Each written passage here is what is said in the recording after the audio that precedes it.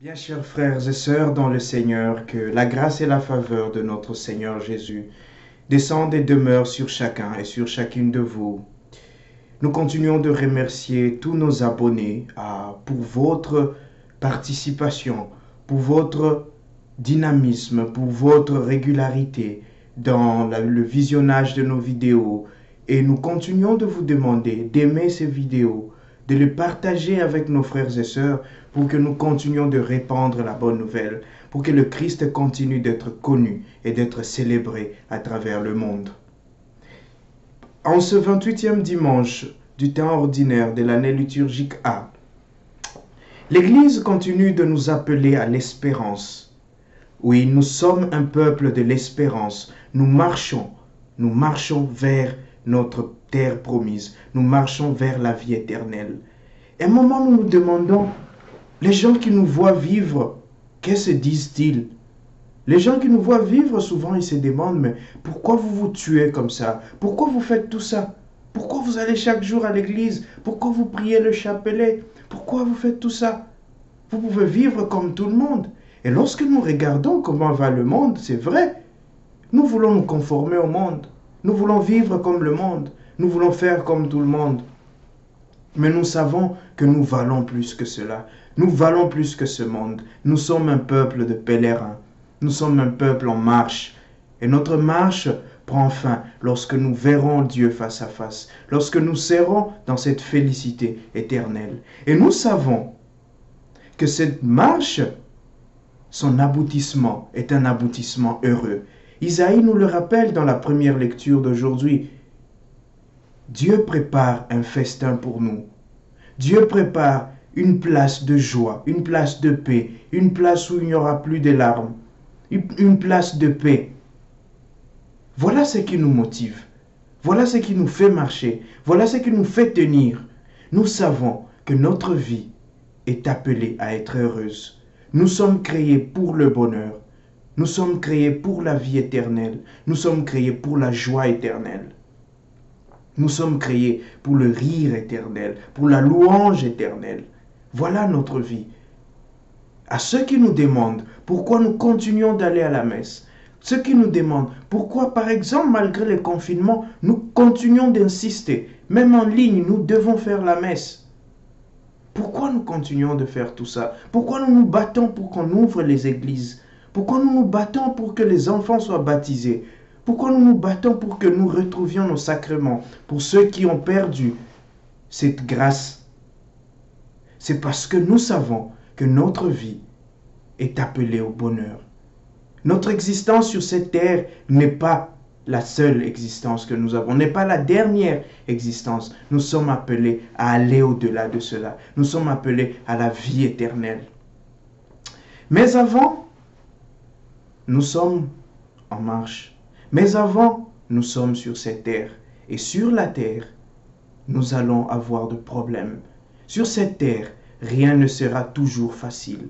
Sur cette terre, tout ne sera pas toujours comme nous le voulons.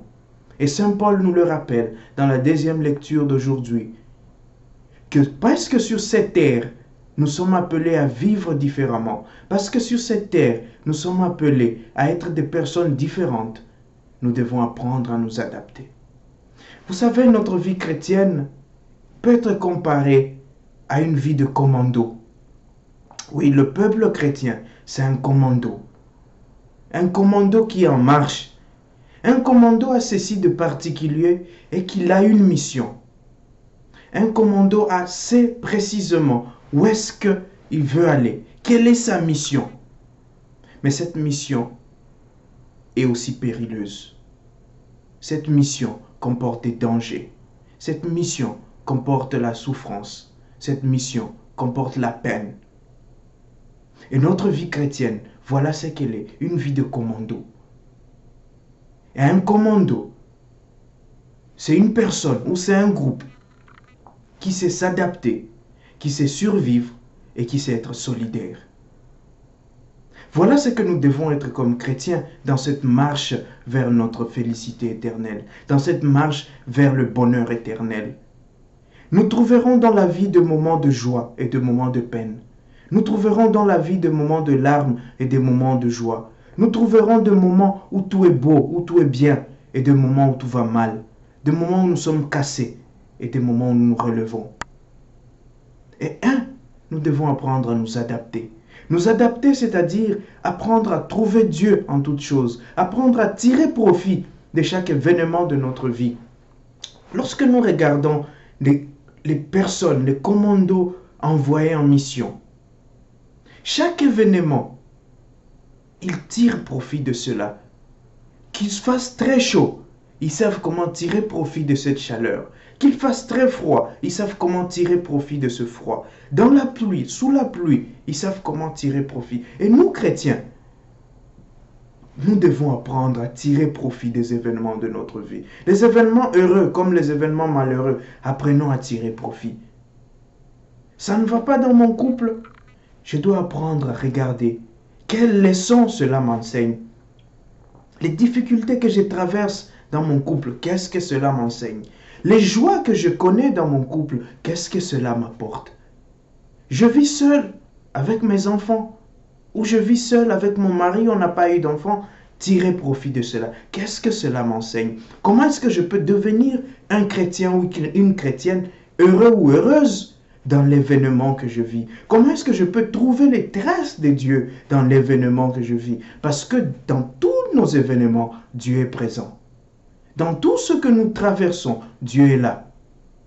Parfois nous allons loin de lui, mais lui ne nous lâche jamais. Il reste fidèle, même quand nous lui sommes infidèles. Et c'est cela que Paul nous rappelle. Nous devons nous adapter. Nous devons être capables de vivre de beaucoup et capables de vivre de peu. Nous devons être capables d'être rassasiés et capables d'avoir faim.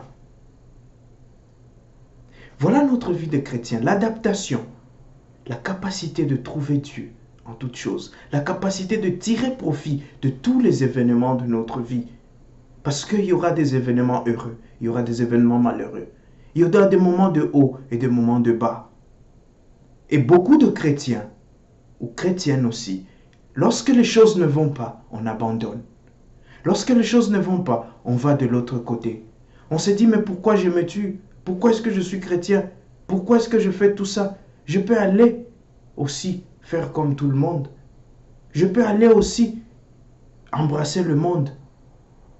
Mais lorsque nous savons que notre chemin, au bout du tunnel, il y a la lumière, lorsque nous savons qu'à la fin, il y a une récompense, lorsque nous savons qu'à la fin, Dieu nous comblera, alors nous avons cette motivation. Lorsque cette espérance est grande, lorsque cette espérance est profonde, alors nous pouvons vaincre le mal. Alors nous pouvons vaincre toutes ces vicissitudes de notre vie. Le deuxième élément dont on a parlé, c'est la capacité de survivre.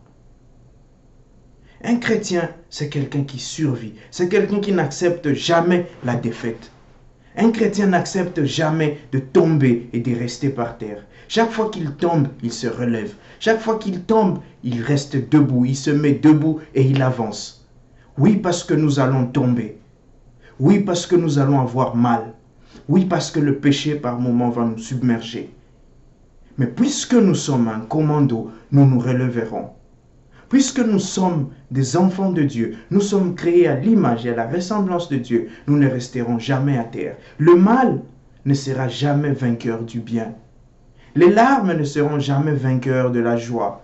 La tristesse ne sera jamais vainqueur du bonheur. Nous serons heureux. Nous devons être heureux. Parce que nous sommes l'élite de l'élite. Nous sommes des envoyés de Dieu. Nous sommes des missionnaires du Christ. Et le Christ, et pour le Christ, l'échec n'est pas une option. Pour le Christ, c'est la victoire.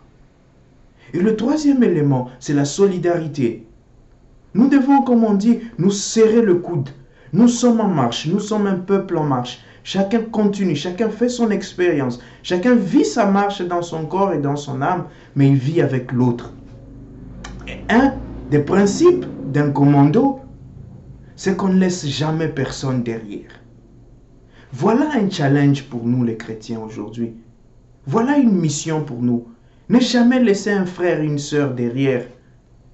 On dira, celui-là, il ne changera pas. Celui-là, il est mauvais. Celui-là, il est passé de l'autre côté. ne les laissons jamais. Apprenons à conduire nos frères, apprenons à les pousser. S'ils ne peuvent pas marcher, portons-le. S'ils sont très lourds, portons-les à 2, à 3, supportons-le. Parce qu'ils méritent cela. Parce qu'eux aussi ont besoin de cette joie éternelle. Eux aussi ont besoin de goûter à cette vie éternelle. Et la parole de Dieu nous rappelle que notre bien, le bien que nous faisons, peut aider les autres. Nous pouvons sauver nos frères. Nous sommes en mesure d'être des agents du salut pour les autres.